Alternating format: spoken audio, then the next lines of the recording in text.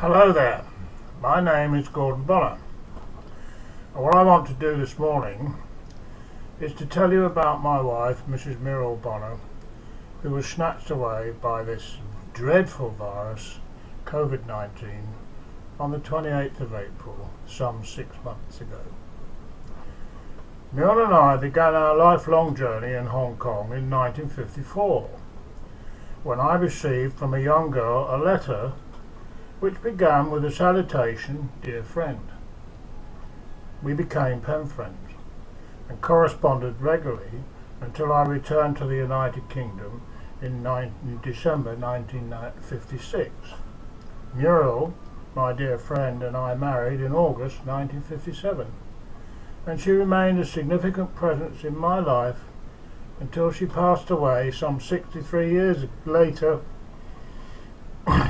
on the 28th of April 2020.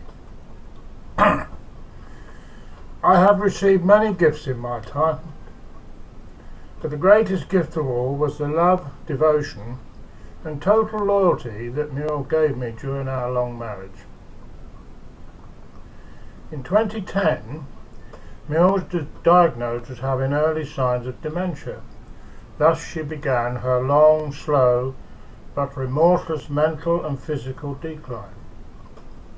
Refusing to be intimidated by the humiliations of old age, I made the determination, as an obligation in repayment for Muriel's absolute loyalty and support, given unconditionally to our marriage for the previous 50 years, that I would take such steps as necessary to retain not only our independence, but care for her as long as I was able.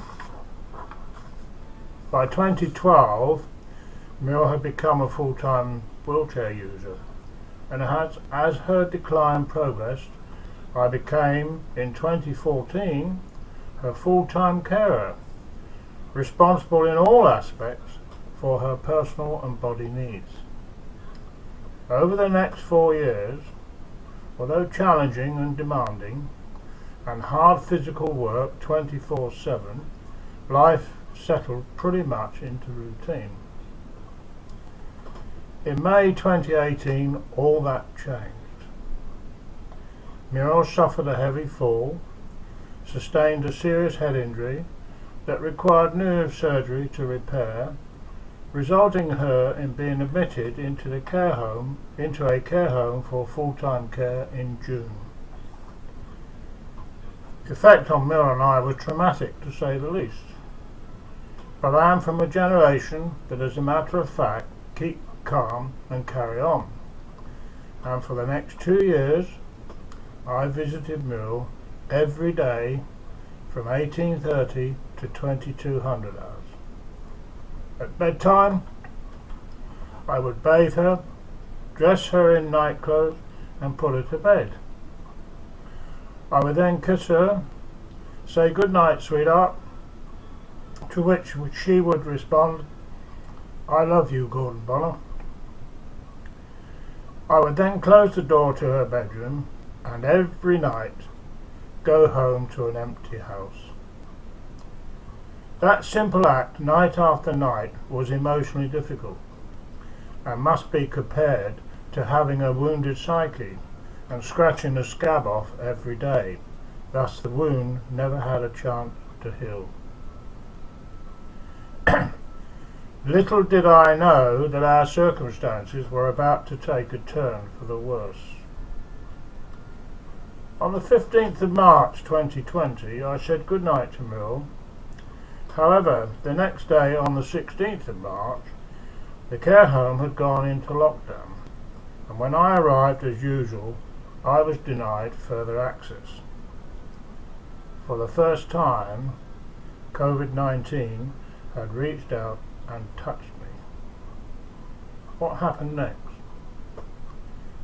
A month after lockdown began, Muriel was admitted to St James's Hospital, Leeds, through A&E on the 17th of April, as a result of a fall in the care home. She was admitted to a general medical ward to be kept under observation. At 01:35 hours, Saturday the 18th of April 2020, I was contacted by the hospital to be told that Muriel, having been tested for Covid-19 on admission, had identified positive for the coronavirus and had been moved to a specialist care unit. Yet again, due to Covid-19 restrictions, I was denied access to Muriel at the very moment when I felt of all the times in our long life together, if ever she needed me to be at her side, it was then. The best I was able to receive in support was a daily telephone report on Muriel's condition from the ward sister. On the final day, 28th of April 2020, I had received from the hospital a routine report at 1400 hours indicating she was stable, elevated temperature as before, but no real cause for concern.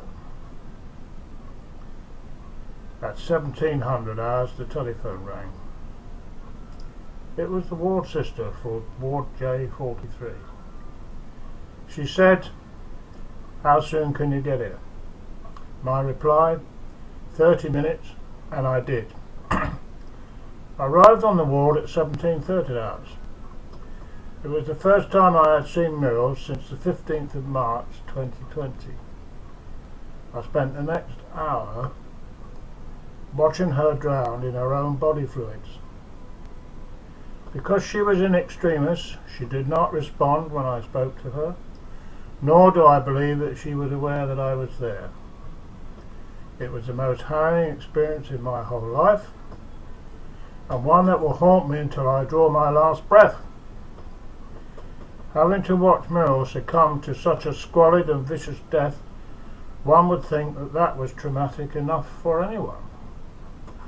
Not so, as this tragic comedy had one more unexpected twist in the tale. Due to government Covid-19 restrictions, we were not permitted to hold a proper funeral. Maximum family 10 members only, no service at the crematorium. To say that we were frustrated and angry is to put it mildly. Like it or not, we had to adapt, and so we did. The funeral director gave us the use of a room in his parlour, and in the presence of the 10 of us, a local priest led us in a few short prayers over Muriel's coffin. The coffin was then loaded into the hearse, and we all followed the hearse to the crematorium. On arrival, we stood in the car park as 6 strangers unloaded the coffin and carried her into the chapel for cremation. The last time I saw Muriel was the tail end of the coffin as the chapel doors closed behind her. 6 months into the mission, I have as yet to find solace and comfort of closure. Thank you for listening. Keep well, stay safe.